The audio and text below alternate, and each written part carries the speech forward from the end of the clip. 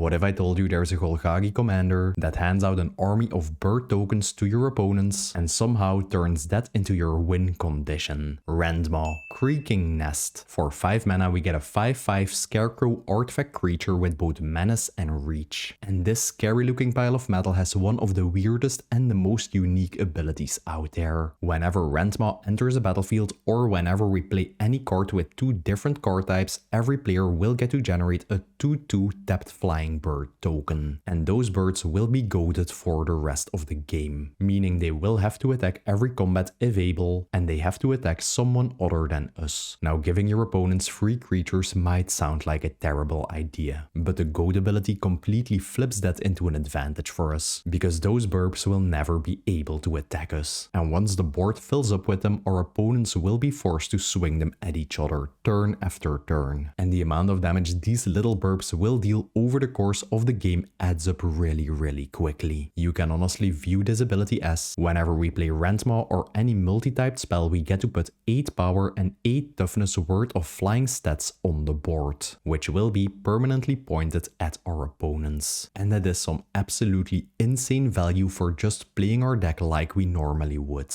Now obviously we're also playing a bunch of cards that will allow us to leverage the huge amount of birds on the battlefield into even more value for us. There are some really cool and unique synergies in the deck that will allow us to turn our birds into mana sources, huge flying bodies, and even use them as fodder for any sort of sacrifice effect. And what I like most about Rendmaw is the fact that he gives us a really unique deck building restriction. If we want to get a huge amount of bird tokens on the battlefield, we are forced to play a huge amount of cards with 2 card types. Card types being artifact, creature, enchantment, land, planeswalker, battle, instant, sorcery, and kindred. And building around that unique restriction was honestly the most fun part of making this deck. It allows us to include some really unique cards that barely see play in any other decks. Now Rendmaw is not a type of deck that threatens a turn 3 or a turn 4 win like some of the other decks I built on this channel, but it is one of the most fun decks to pilot, because there is honestly no other commander that gives you that birds for everyone playstyle. The entire table will turn into a forced combat warzone while you just sit back, build value, and watch your opponents tear each other apart. As I do in all my videos, I will be going over every single card in the deck and explaining why I included it. This video is divided up into 6 categories: acceleration, support, card draw, the win conditions, protection and interaction, and the lands. And let's start with the acceleration section, because before we can start turning the table into a bird warzone, we need to get Rendmaw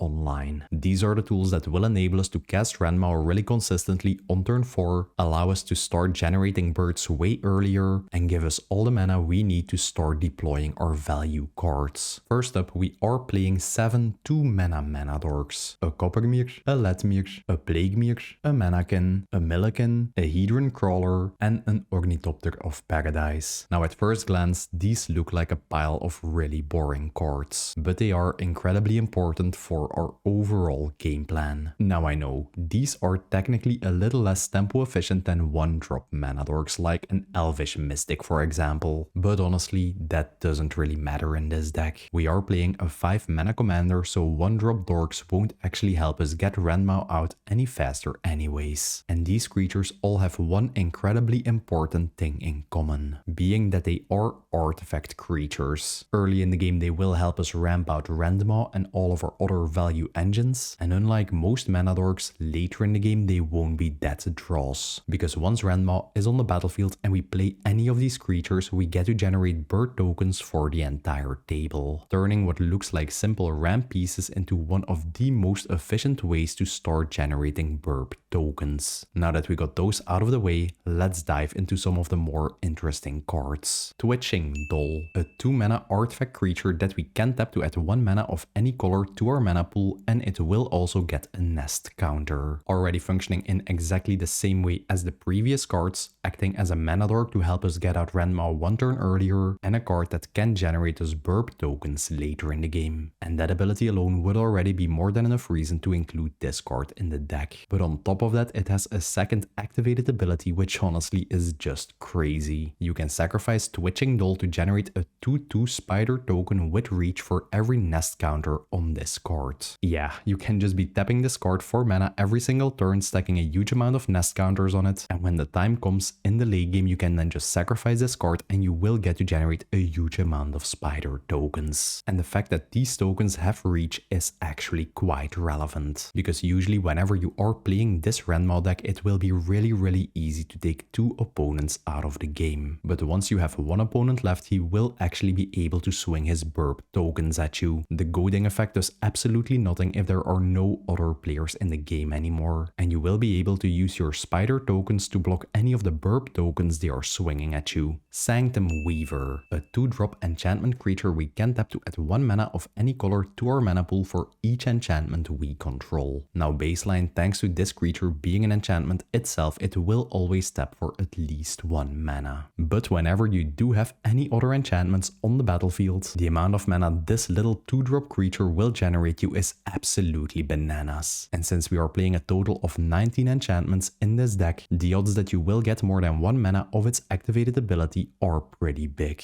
Dryad of the Elysian Grove, a solid 2/4 enchantment creature body that will allow us to play 1 additional land during any of our turns, which in a way will indirectly accelerate our mana. And since we are playing a couple of artifact and enchantment lands in this deck, you will be able to get additional Rendmaw triggers in a turn thanks to the additional land drop. And passively, this creature will also give all lands we control every basic land type, meaning we will be able to tap all of our lands for any color, which can really help us out with our color fixing, because now we will even be able to tap our colorless lands for colored mana whenever we need it. Enduring Vitality, an enchantment creature that will give all of our other creatures a new activated ability, and that is that we can tap them to add 1 mana of any color to our mana pool, essentially turning all of our creatures into birds of paradise. And this ability obviously scales really well with all of the burp tokens that Rendmaw will be generating us, because now instead of being forced to swing with them during combat, you can just tap all of your burp tokens for mana in your first main phase, use that mana to cast a bunch of multi-typed spells, and you will be able to generate even more burp tokens in the process, which on the next turn can be tapped for even more mana thanks to your Enduring Vitality. And just like all of the other cards in the Enduring cycle, whenever this creature would die, it just returns to the battlefield as an enchantment, making it really resilient because your opponents will have to deal with this card twice. Palladium Mir,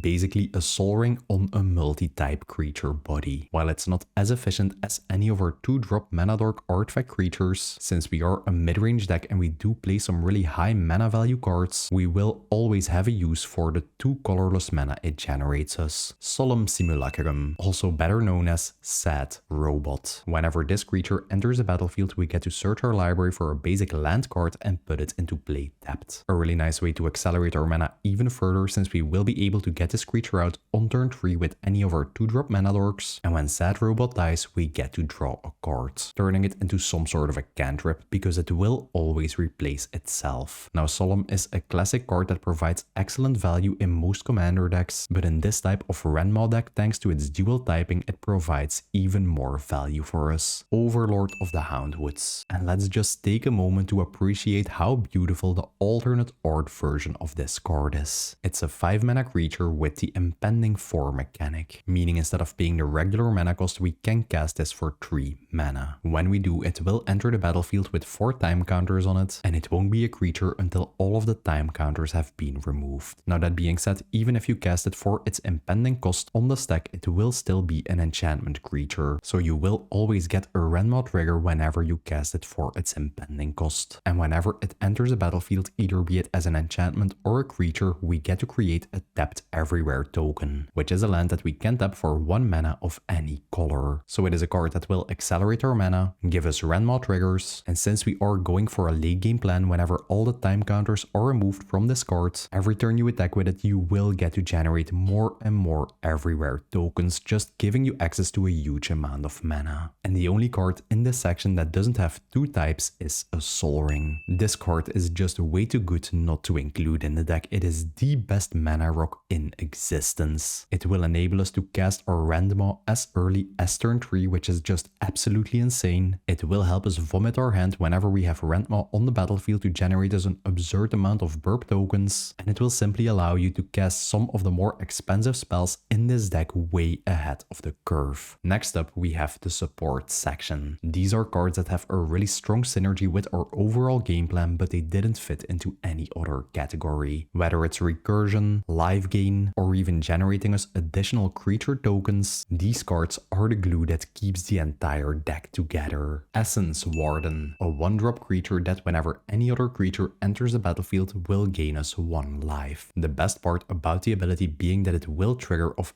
any creature entering, even the ones that enter under our opponent's control. In any deck, this is a really strong effect, especially if you are playing in a pot with a ton of token players. You will be able to drop this on turn 1, and if it sticks to the battlefield by the time it gets to turn 5, you will have gained like 30 to 40 life from this simple 1-drop creature. And obviously this card has a really good synergy with Rendmaw's burp token creating ability, because whenever you cast or trigger Rendmaw, you will now gain 4 life in the process. Whenever you are playing this deck, your opponents will always be at a really low life total, due to them constantly being attacked by a huge army of burps, while we are just sitting back at like 80, 90, 100 life thanks to our Essence Warden. Bitter Blossom, a 2-mana tribal enchantment that at the beginning of your upkeep will, at the cost of 1 life, generate you a 1/1 Black Fairy Rogue token with flying. Now Bitter Blossom already is one of the strongest enchantments in existence, but in this specific deck we can get even more value out of it. Thanks to it having the tribal type, it will give us a Rendmaw trigger whenever we play it. We will get additional flying creature tokens we can start whittling down our opponent's life totals with, and like I mentioned, we do play a ton of aristocrat effects in the deck, which will convert all of these flying creature bodies into even more value whenever they die or they get sacrificed. Now since Bitter Blossom does have quite a hefty price tag, if you want a budget alternative you can also play a Tarmogoyf Nest, which is also a 2-typed kindred enchantment that will generate you creature tokens. Destiny Spinner, a 2-mana enchantment creature that passively will prevent all of your creature and enchantment spells from being countered. If you do play in a pot where a ton of counter magic is being played,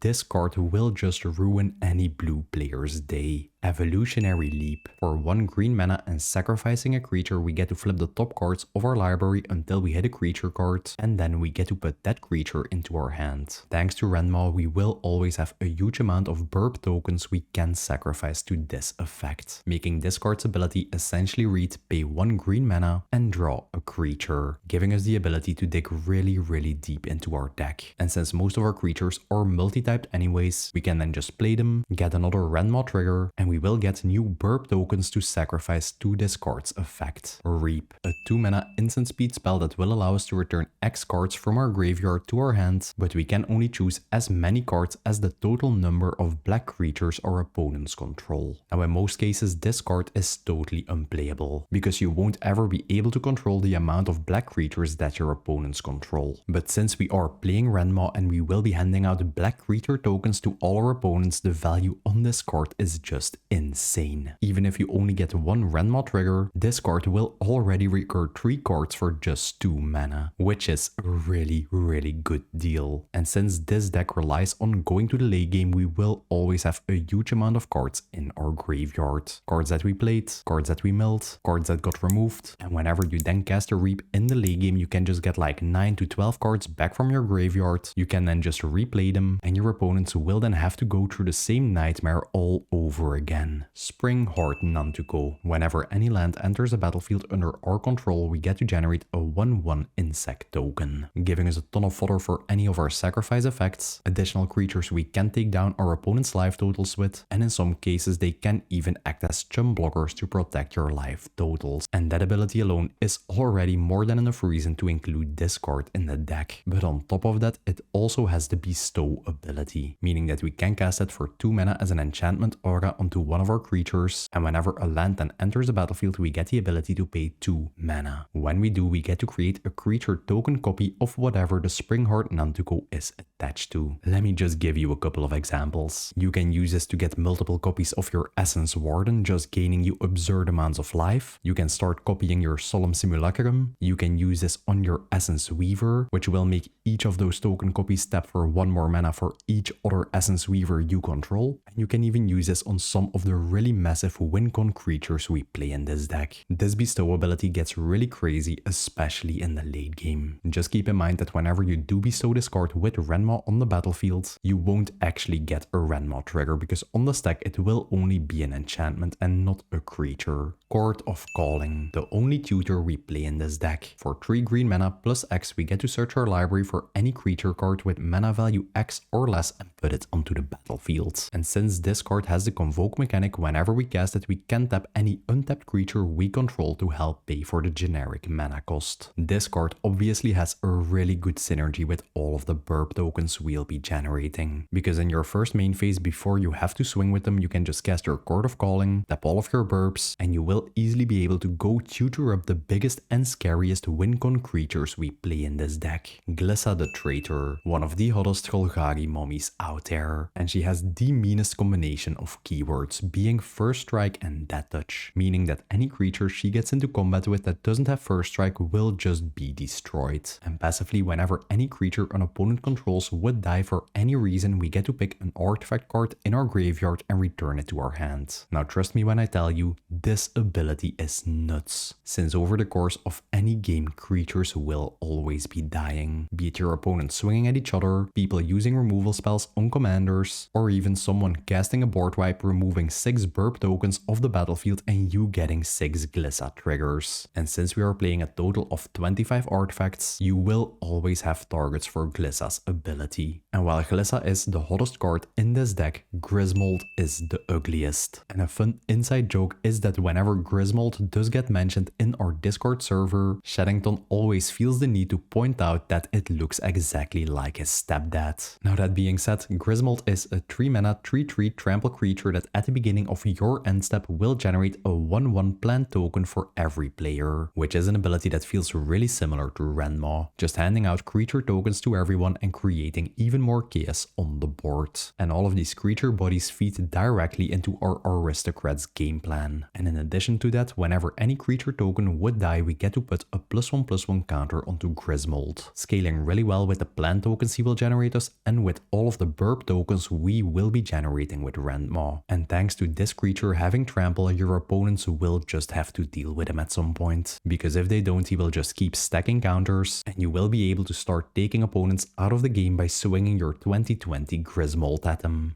Gloom Shrieker. This is what an Eternal Witness would look like if it was a weird enchantment creature cat beast. And that is because it has exactly the same ability. Whenever it enters the battlefield, we get to return any permanent card from our graveyard to our hand. A fantastic recursion option that will also give us a Rendmaw trigger. Arasta of the Endless Web. A 4 mana enchantment creature that whenever any opponent casts an instant or a sorcery spell will generate us a 1/2 spider token with reach. Nowadays in modern day Magic, almost any deck is playing a huge amount of cheap non-creature spells, be it card draw like a Brainstorm, acceleration like a Farseek, or spellslinger decks that are just playing free cantrips like a Detection Probe. And whenever they do so, Arasta will reward you with a huge army of spiders. Like I said, the more bodies we have on the battlefield, the better this deck gets, and if you do get to that final 1v1 situation with your last opponent, you can use all of these spider tokens to start blocking all of the burp tokens you handed out to that opponent. Roaming Throne, one of the most well-known artifact creatures in the entire format. Whenever it enters the battlefield, we have to choose a creature type, and whenever any ability of a creature with a chosen type would trigger, it triggers an additional time. Yeah, it's a multi-type creature body that will double up on all of the burp tokens that Rendmaw will generate us. So now whenever we play any multi-type card, we will be generating a total of 16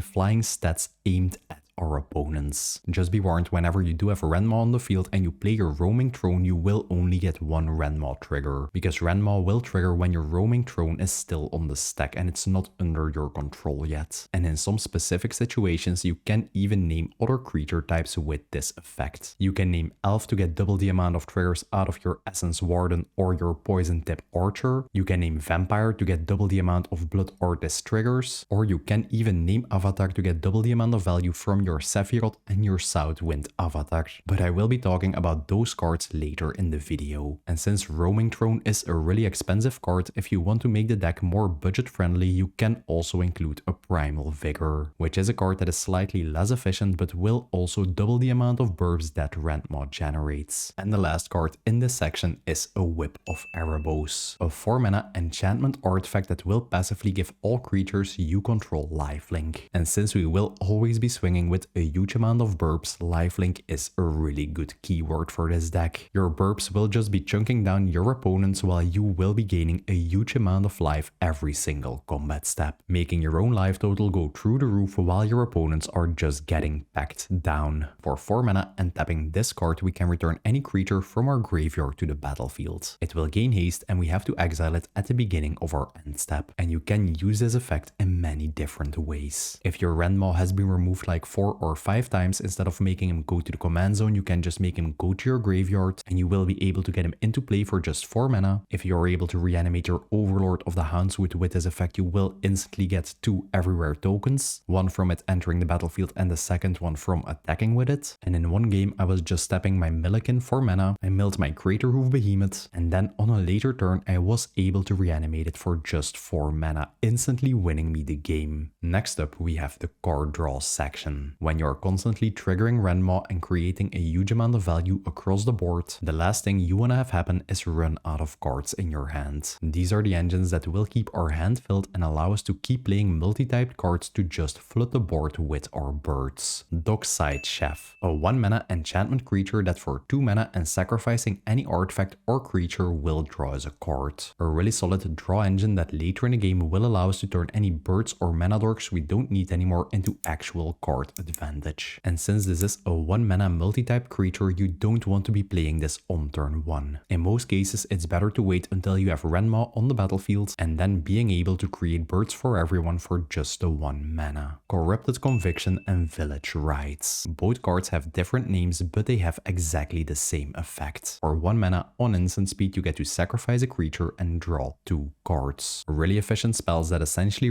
turn one of your birds into 2 cards. And the fact that these cards can be cast on instant speed is a really big deal. You don't actually want to be casting these during your main phase. It's better to just keep 1 black mana open, and whenever one of your opponents is trying to remove any of your creatures or play a board wipe, you can just play these cards in response, then sacrifice a creature that is about to die anyways, and you still get some value out of it that way. Idol of Oblivion, a 2-mana artifact we can tap to draw a card, but we can only activate this ability if we created a token this turn. Yeah, we will be generating burps every single turn, and this little artifact will draw us 1 additional card per turn cycle. Nothing fancy, but it is really consistent. Baby Lasagna, one of the coolest Golgari commanders that, just like Rendmaw, cares about card types, albeit with a more potent effect. We can tap this card and sacrifice up to 3 permanents. If amongst those sacrificed permanents were 3 different card types, each opponent will lose 3 life, we will get to gain 3 life, and most importantly, we will get to draw a massive 3 cards. And due to how this ability is worded, and it states that we can sacrifice up to 3 permanents, thanks to us playing a ton of dual type cards, we will usually be able to just sacrifice 2 cards to get this effect. You can, for example, sacrifice an enchantment creature and a land, and you will get the trigger. And the payoff you get for doing so is just incredible. It will give you even more table-wide pressure on top of all of your goaded birds, it will gain you a little bit of life, and it will just refill your hand like crazy. And usually it doesn't even matter that you have to sacrifice any of your permanents, because you will just draw into new ones that you can play and that will give you even more Rendmaw triggers. Morbid Opportunist. Whenever 1 or more creatures would die, we get to draw a card.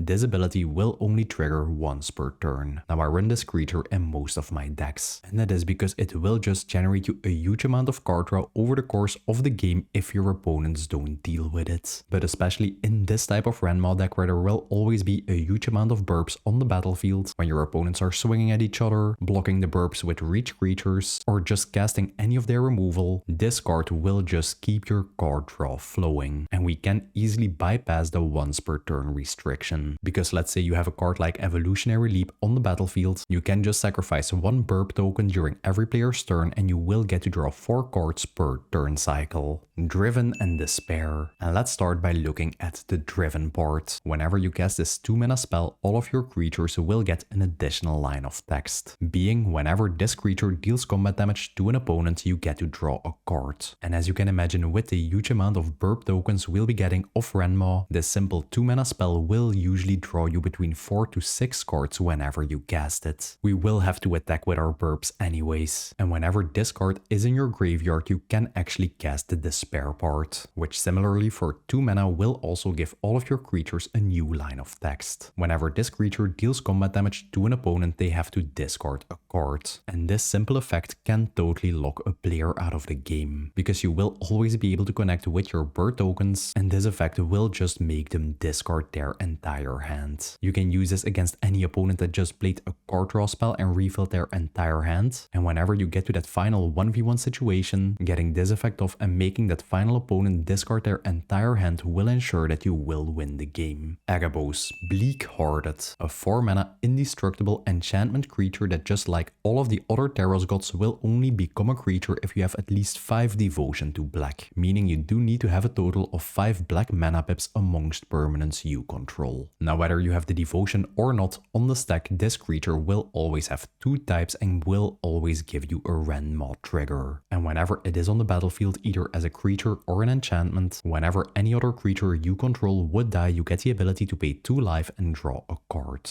Now as you've seen, we are playing a huge amount of sacrifice outlets in this deck, be it our Baby Lasagna, or Evolutionary Leap, or even small effects like our Village Rites. And whenever we use any of those effects, Agabos will allow us to convert 2 life into an additional card, which is just fantastic. And due to us playing this many life gain effects, the life cost barely ever matters. Just imagine you having an Agabos and 10 creatures on the battlefield and an opponent then playing a board wipe. You will be able to pay 20 life and draw a massive amount of 10 new cards. And for 2 mana and sacrificing a creature, we can give any creature on the battlefield -2/-1 until the end of turn, which will allow you to convert your burps into removal, and it gives you a way to trigger his own card draw ability. Pygmy Kavu, another card that, just like Reap, is way too specific to include in any deck, but it synergizes incredibly well with Rendmaw. Whenever this 4-mana creature enters the battlefield, we get to draw a card for each black creature our opponents control. And due to our burps being black creatures, you will always get to draw a huge amount of cards of this. Even if you only had 3 Rendmaw triggers over the course of the game and your opponents each control 3 burps, you will be able to draw a total of 9 cards for just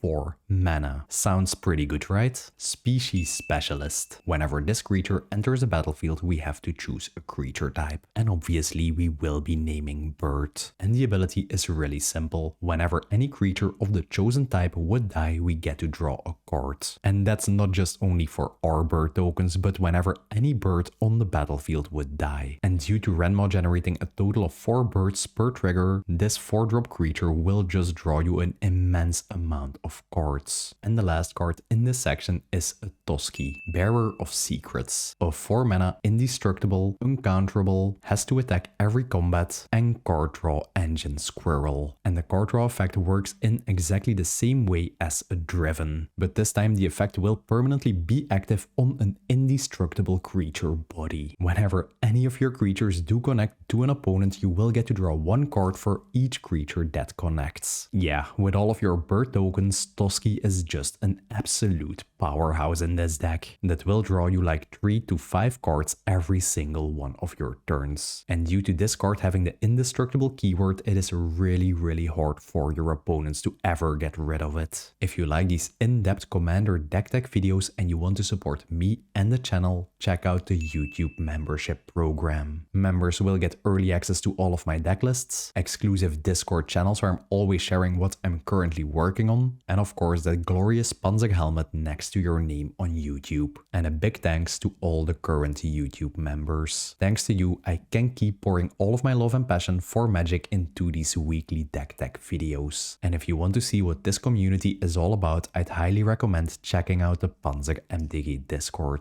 We honestly have some of the best deck builders on the entire planet in there. We are helping each other optimize our decks, talking about newly spoiled cards, and we also run some really awesome polls just like this one that often spark some really heavy discussions in the chat rooms. If you want to come check it out, the link is in the description below the video. Next up, we have our win conditions. Once the table is filled with goaded burps and every opponent is forced to swing into each other, these are the cards that actually allow us to win the game. These cards go from anywhere of buffing up the birds to deploying drain effects to just drain out the last little bit of life our opponents have remaining. Blood Artist. Whenever this creature or any other creature on the battlefield would die, target opponent loses 1 life and we get to gain 1 life. A really solid effect that scales perfectly with all of the bird tokens we are generating. That will enable us to drain out our opponents even faster and gain us even more life whenever any of our bird tokens get sacrificed, whenever they do die in combat, and will trigger a massive amount of times if someone is casting a board wipe. And a card with an opposite effect is a Blood Seeker. Whenever any creature enters the battlefield under an opponent's control, we can make that player lose 1 life. So now whenever we are handing out burp tokens with Rendmaw, it will make each opponent lose 1 life per burp, just speeding up the clock they are already on. And even without any sort of Rendmaw triggers, this card will cause a huge amount of life loss if you play it against any sort of creature heavy deck or a token player. Metallic Mimic. Whenever this creature enters a battlefield, we have to choose a creature type. Once again, we will be naming birds, and every creature of the chosen type that enters the battlefield under our control will enter with an additional +1/+1 counter, turning all of our own bird tokens into 3/3 bodies that will deal additional damage whenever we swing with them. And later in the game, if you do get into that one-on-one battle with your final opponent, will make sure that your birds are just bigger than theirs. The Meat Hook Massacre, one of my personal favorite cards ever printed. For 2 black mana plus X, you get a legendary enchantment that whenever it enters the battlefield will give all creatures on the battlefield -X/-X until the end of turn, making it function as a board wipe whenever you do pump some mana into it, which you can use to disrupt your opponent's game plans, or you can use to wipe the board and get a gazillion Blood Artist triggers. And after this effect resolved, it will stay on the battlefield as an enchantment with 2 passive effects. Whenever any creature we controls would die, each opponent loses 1 life, and whenever any creature an opponent controls would die, we get to gain 1 life. Another really solid aristocrat effect that is actually quite hard to deal with because it is an enchantment and not a creature. And due to it being a really expensive card, if you want a more budget-friendly option, you can always go for a Nuclear Fallout, which also functions as a board wipe and will deal damage to your opponents thanks to the red counters. Beastmaster Ascension, a 3-mana enchantment that whenever any creature you control attacks will get a quest counter. And whenever you do get to 7 or more quest counters, all of your creatures will get a massive +5/+5 stat boost, which will turn all of your burp tokens into massive 7/7 flying bodies, essentially turning them from small paper planes into fully loaded F-16 jets. And getting to the 7 quest counters is a really easy thing to do in this deck because we will always have to swing with all of our burp tokens anyways. Sephiroth, Fabled Soldier. Whenever he enters the battlefield or he attacks, we get the option to sacrifice a creature. When we do, we get to draw a card, giving us a solid way to turn any mana dork we don't need or any of our burp tokens into some free card advantage. And it also gives us a way to trigger his own passive ability, which functions in exactly the same way as a Blood Artist. Whenever any other creature would die, target opponent loses 1 life and we gain 1 life. And whenever this trigger happens for the 4th time in a single turn, you get to transform Sephiroth, which is a massive 5/5 flying body that will give you a Blood Artist emblem for the rest of the game. And as of now, there are no ways to ever remove an emblem, so you will just have a permanent Blood Artist on the field, which is just fantastic. And on top of that, whenever you do attack with this version of Sephiroth, you get the option to sacrifice any amount of other creatures. Per creature you sacrificed, you will get to draw a card, allowing you to just refill your hand by sacrificing all of your burp tokens, and when you do, you will get a huge amount of triggers out of the emblem. And if you don't want to spend a huge amount of money on a copy of Sephiroth, you can always replace this card with a Vindictive Vampire, which whenever any creature would die will drain the table for 1 life. Wingstorm, a 3-mana sorcery that will deal X damage to each player, X being twice the amount of creatures with flying they control. With us handing out these flying creature tokens, a Wingstorm will always deal a huge amount of damage. And since your opponents will always be at a really low life total due to constantly being packed with your birds, this card can easily be used to close out the game. It will also damage ourselves, but thanks to all of the life gain effects we are playing, we don't really care about it that much. Poison Tip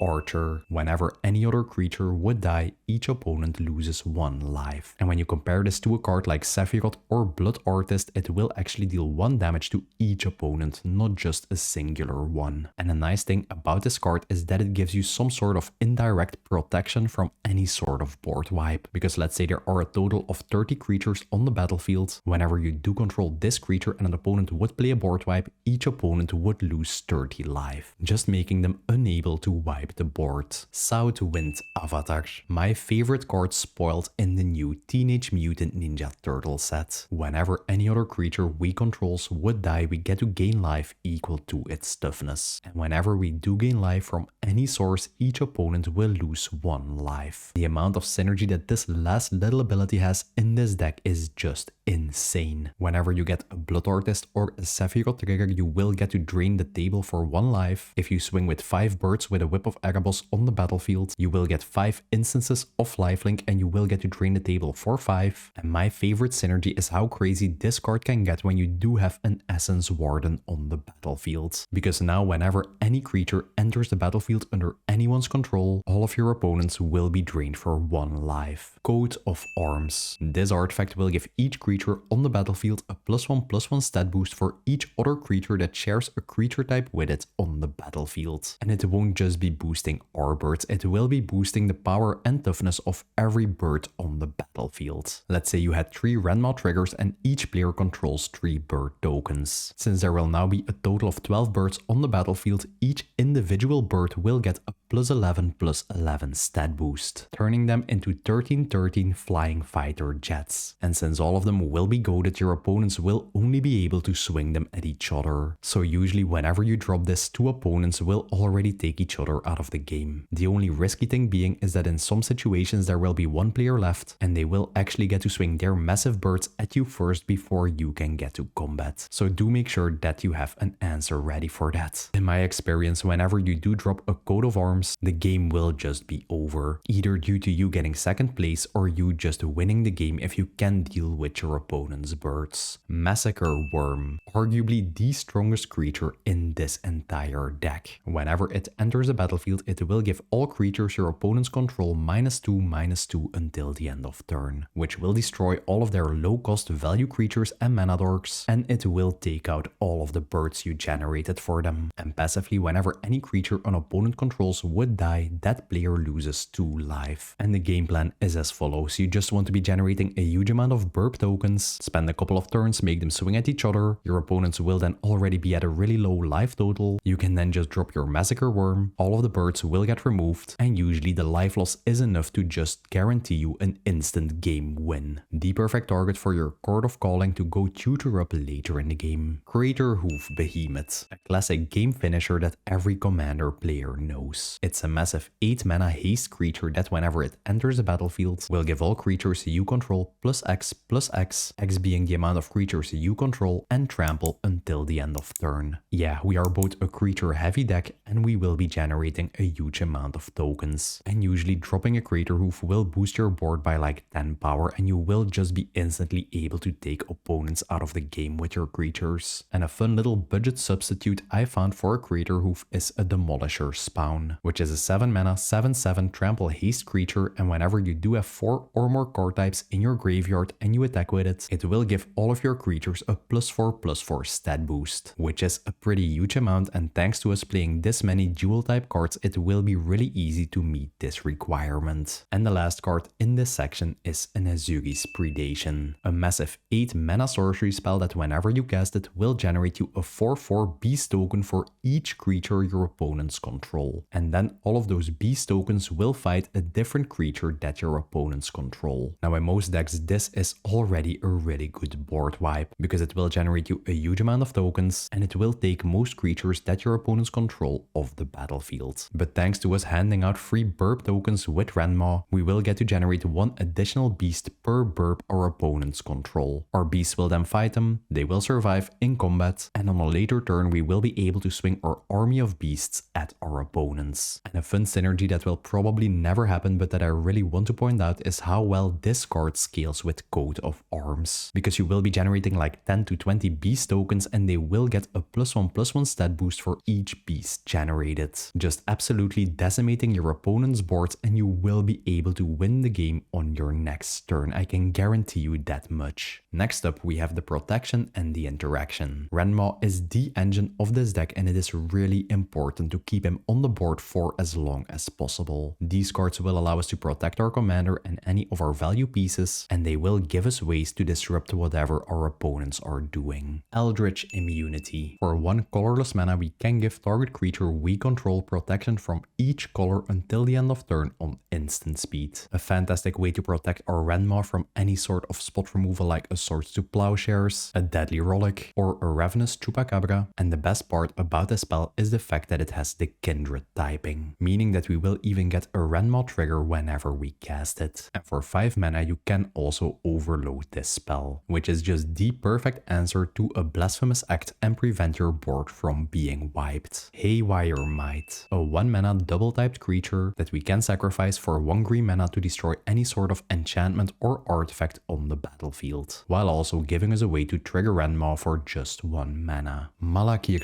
Rebirth. For 1 mana and 2 life we get to give one of our creatures an additional ability until the end of turn, being that whenever this creature would die we get to return it to the battlefield tapped. So whenever someone is trying to remove your Rendmaw, you can just cast a spell, it will return to the battlefield, and you will even get an additional trigger generating burps for the board. And since this is an MDFC land, if you don't need this effect you can just play the backside of this card, which is a land that taps for black mana. And now that we're talking about MDFC cards, we also play a Revitalizing Repast. For 1 hybrid mana you get to put a +1/+1 counter onto any creature and it will gain indestructible until the end of turn. A really solid protection spell that also functions as a land that taps for any of our colors. Assassin's Trophy. For 2 mana on instant speed we get to destroy any permanent on the battlefield. The controller of that permanent will get to search their library for a basic land card or whatever, but usually that doesn't matter. Giving them a land in return for destroying their most valuable permanent will always be worth it. And what makes this card into one of the best removal spells out there is the fact that it even allows you to target lands. So you can even use this to get rid of a Field of the Dead or a Glacial Chasm that a landfall player has on the battlefield. Golgari Charm, a 2 mana instant speed spell that will allow you to pick 1 out of its 3 options. The first option will give all creatures on the board -1/-1 until the end of turn, a fantastic way to deal with any sort of token player. The second option will allow you to destroy target enchantment, really good to get rid of that Rhystic Study or Smothering Tide on the battlefield. And the third option will allow you to put a regeneration shield onto every creature you control, a really nice way to protect your Rendmaw from being removed or to protect your board from any sort of board wipe. Heroic Intervention, a spell that will give all permanents you control on the battlefield both hexproof and indestructible until the end of turn, making it into one of the best protection cards out there. Unlike a Malakir Rebirth, you can use this effect to prevent your Rendmaw from being exiled by a Swords to Plowshares, you can use it against board wipes, and you can even use this effect to protect any of your enchantments, artifacts or lands from being destroyed, because this effect will apply to all your permanents. Lignify, a 2 mana enchantment that you can attach to any creature on the battlefield, and that creature will be turned into a 0/4 creature that loses all abilities. Now first up, effects like this one are really annoying for some decks to deal with, because let's say you're playing against a Krenko player and you attach this enchantment to their commander. They won't be able to use its ability anymore, and if they don't have any way to sacrifice their Krenko or make it leave the battlefield, they won't ever have access to their commander again, just totally crippling their deck. And the best part is that due to this card having the kindred typing, we will get a Rendmaw trigger whenever we play it. And another fantastic interaction piece with the tribal typing is an Eye Blight's ending. For 3 mana on instant speed, we get to destroy target non-elf creature, and we will get a Rendmaw trigger in the process. Just be warned that we just got a fantastic new elf commander in the form of Morgant, and this spell won't actually be able to remove her. Attrition. For 1 black mana and sacrificing a creature, we get to destroy target non-black creature. And this is honestly one of my favorite cards in the entire deck, because you can just be swarming the board with your birds, and then you can use this ability to start sacrificing your birds and just pinpoint remove any threat on the battlefield. In most games that I had this card on the battlefield, it functioned as a repeatable commander removal. Whenever someone dropped their commander, I just sacrificed the bird and removed it instantly, just totally ruining their day. And it's also a fantastic effect for whenever you do get to that final standoff with your last remaining opponent. Just start tossing your birds and remove any valuable creature they play. Grist the Hunger Tide, a 3 mana planeswalker that whenever it isn't on the battlefield will also be a 1/1 insect creature token in addition to its other types, meaning that whenever we cast it with Rendmaw on the battlefield, we will actually get a trigger due to it being a creature planeswalker. And this planeswalker is all about his -2 ability, which will allow us to sacrifice any creature we control to destroy any creature on the battlefield. Another effect we can use to turn all of our birds into removal. And it is actually a repeatable effect, because for as long as your opponents aren't attacking Grist, you can just keep using his +1 ability, and then over the course of the game you will be able to use his -2 removal ability a couple of times. Toxic Deluge, one of the most efficient board wipes in existence. For 3 mana and paying X life, each creature on the battlefield will get -X/-X until the end of turn. And this card just adapts perfectly to the current given board state. If you only have small creatures on the board with a maximum toughness of 3, you can just pay 3 life and wipe the board. And if you are playing against an Eldrazi player and you have to deal with massive 8 toughness creatures, you can just invest more life, and a Toxic Deluge will always guarantee you an empty board. And you can just use this effect to reset the board if you are about to lose the game to an overwhelming board state, or you can use it to destroy a massive amount of creatures and drain out the table with any of our aristocrat effects in this deck. Fel the Profane. For 4 mana on instant speed, we get to destroy target creature or planeswalker. Now honestly, paying 4 mana to destroy a creature isn't really all that efficient, but just like all of the other MDFC cards, you should view this card as a land first, that if you draw into it later in the game can have a nice effect that might actually turn the tides of battle. And last up we have the lands, which are incredibly important in this deck. We are running a huge amount of utility and multi-typed lands, and I'll start by going over those. A Dark Moss Bridge, a Darksteel Citadel, a Dryad Harbor, a Power Depot, Scene of the Crime, a Treasure Vault, a Tree of Tales, a Valgavott's Lair, and a Vault of Whispers. Now while some of these lands do have a small utility effect, we don't really care about it all that much. The most important part is the fact that all of these lands will give us a Rendmaw trigger whenever we play them, because Rendmaw states that we will get bird tokens whenever we play a card and not cast a card. And drawing into any of these lands whenever you do have your Rendmaw on the battlefield just feels absolutely fantastic. Golgari Rotform. Whenever this land enters the battlefield, we have to return any other land we control to our hand. And in return, this land will tap for 2 mana instead of 1. Now in most decks, I'm not that big of a fan of the bounce lands, because if your opponents are able to use a Strip Mine or a Ghost Quarter and destroy one of your bounce lands, you will be losing a huge amount of tempo. But that being said, in this deck we can use its effect to return any dual type land to our hand and then play it again on a later turn to get another Rendmaw trigger. Castle Locthwain, a land that will enter the battlefield untapped if you do control a swamp, and for 3 mana and tapping this land we get to draw a card and then lose life equal to the amount of cards in our hand. Since this entire deck is built to be really resilient and go for some really long games, this land gives you a nice additional way to draw extra cards in the late game. And thanks to all of the life gain effects we are playing, we don't really care about the life cost. Spymaster's Vault. For 1 black mana and tapping this land, target creature we control gets to connive X. X being the amount of creatures that die this turn. And connive basically means you get to draw X amount of cards and then discard X amount of cards. Now I can guarantee you with all of the bird tokens you are generating, all of the creatures will be sacrificing, and the chances of a board wipe being played, that sometimes you will be able to use this land to connive like 20 or for 30. And whenever you are able to do so, you will get to draw a massive amount of cards. Just keep the cards in your hand that you need most at the current given board state and then discard the rest, allowing you to just shape your hands with the tool you need most and dig really deep into your library. And since we do play a good amount of recursion cards like Glissa, we will be able to get those cards back from our graveyard